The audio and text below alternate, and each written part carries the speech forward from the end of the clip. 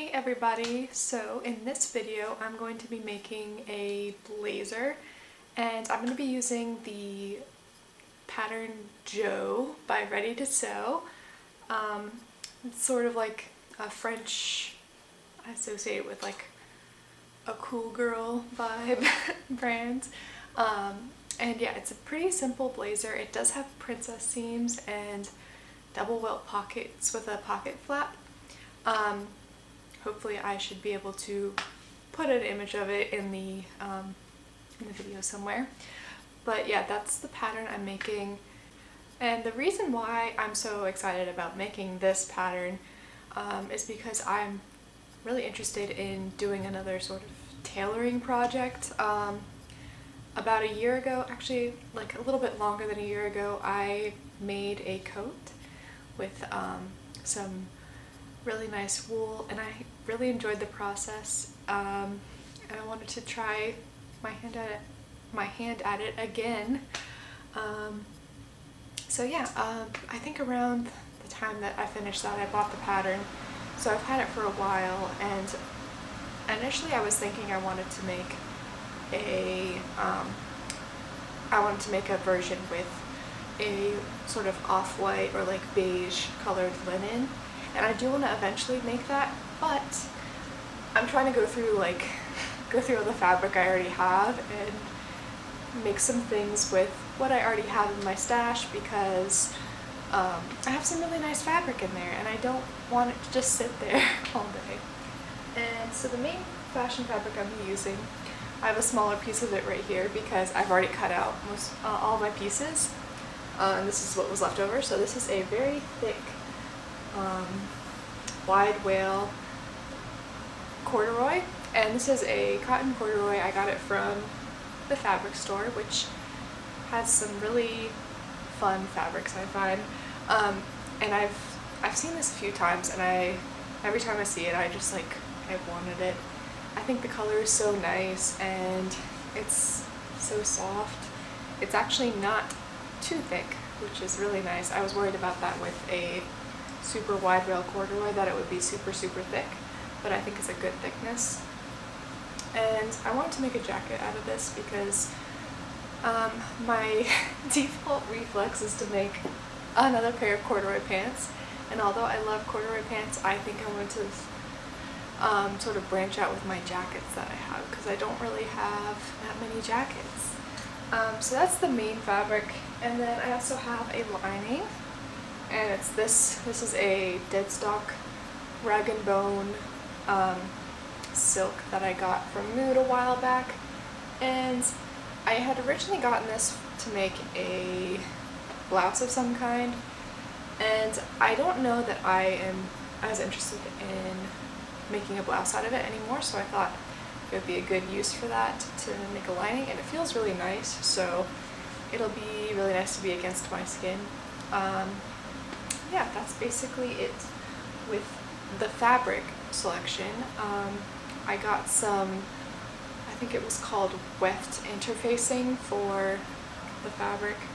I eventually one day will try using some horse canvas or some hair canvas and doing pad stitching, but every time I end up like having a coat project or a jacket project, I'm just like, that seems like it's gonna take so long.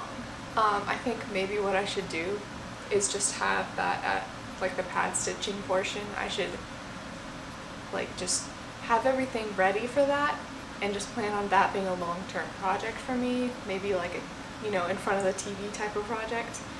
I think that's more of like the vibe that would make sense for that. That would actually make me be able to, or make me willing to do it. Because usually whenever I'm sewing, I'm like sewing, and I won't be like hand sewing. I feel like if I'm hand sewing, I want to be like sitting down watching something on TV.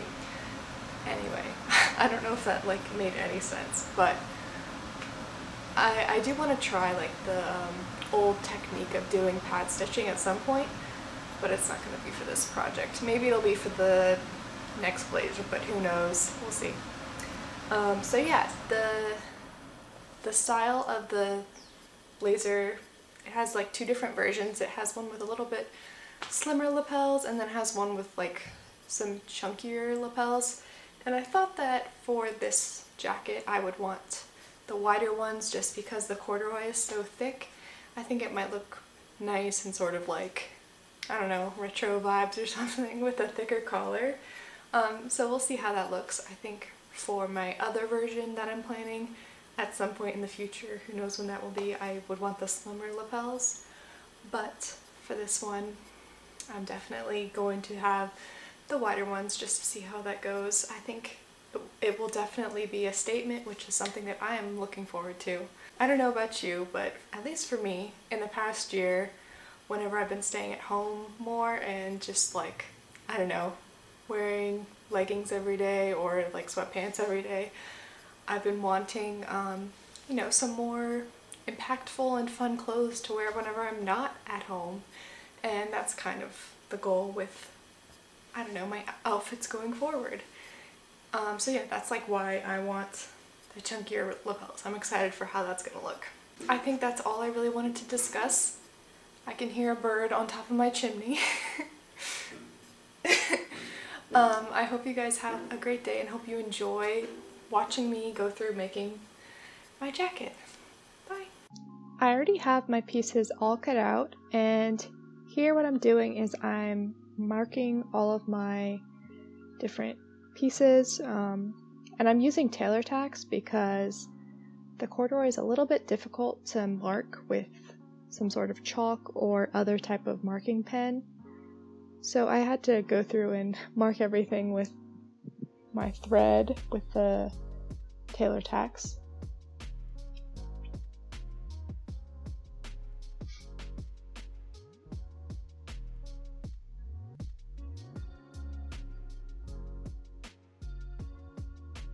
And I skip over most of the time whenever I'm sewing like my seams together, but here I am sewing down my first princess seam for the jacket.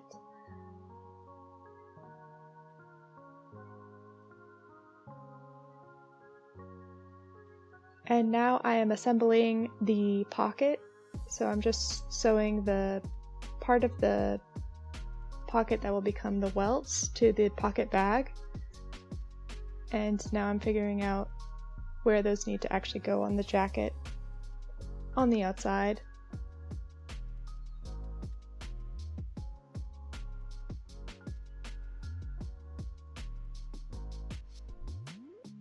And then stitching the pocket to the jacket.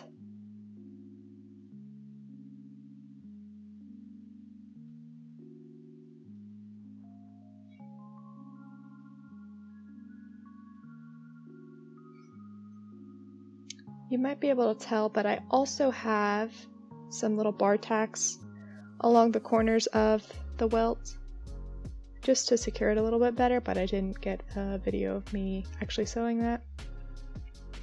And here I'm snipping the welt. This part's a little bit stressful, but assuming everything's been marked properly, it shouldn't be too bad. But turning it right side out is really satisfying. Now I'm sewing the edges around the welt, which was not sewn earlier. And here I'm sewing the flap that will cover the pocket opening.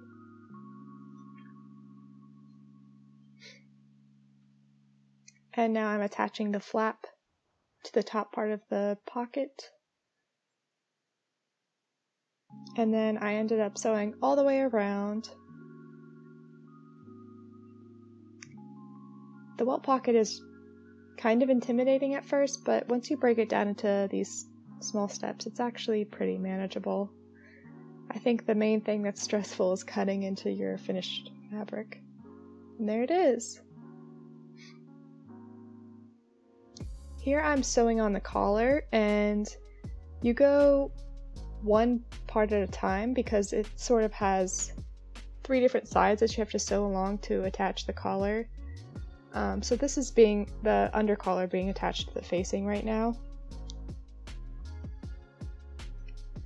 And right now it's being attached along the back of the neck.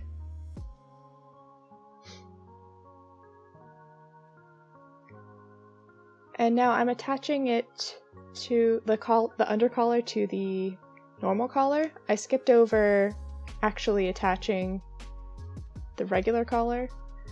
But basically I'm just sewing those two together along the edges so the undercollar and the main collar piece are attached, and then I'm understitching along the undercollar side so that things sort of pull so you don't really see, I don't know, the undercollar peeking out whenever it's worn. And this is sewing down the facing.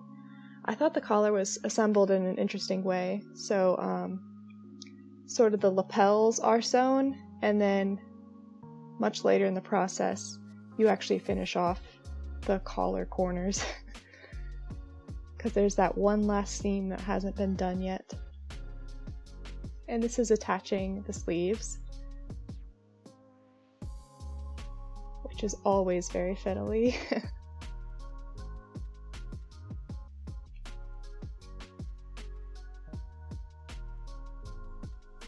And I also had to sew all the lining pieces together. And here I'm attaching the lining to the facing.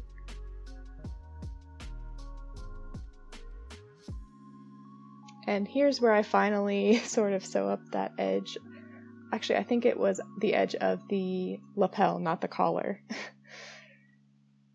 And now I'm sewing the inside edge of the main fabric to the lining at the bottom, and then turning it inside out.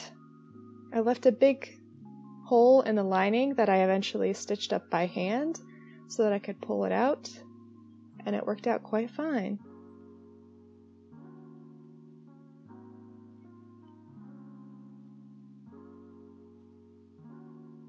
There it is. Okay, so here I am with my blazer that I recently completed. It's May right now. It's right at the end of May, and I finished this blazer at the beginning of May.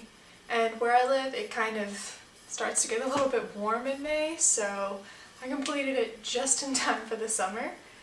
But I'm really happy with how this jacket turned out, and I was able to get a little bit of use out of it so far already, because it was a little bit chilly those first couple of weeks of May.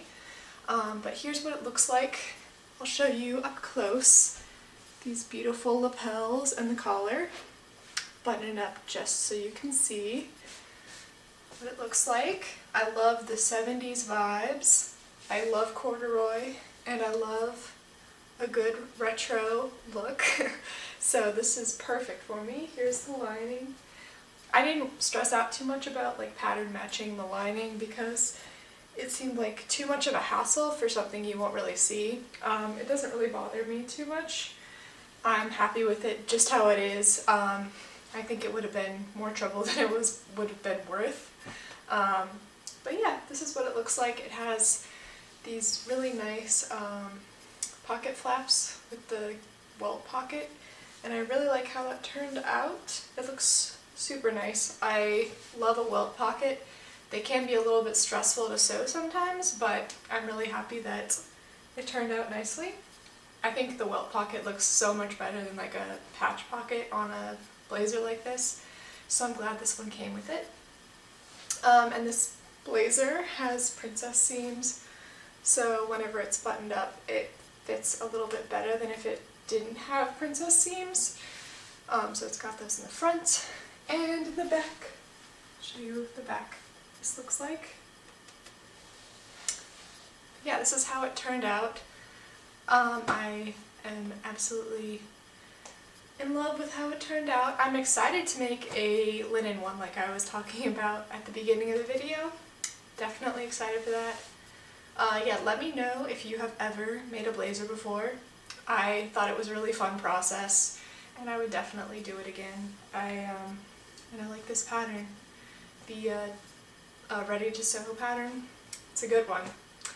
I don't really think I have much else to talk about with this pattern.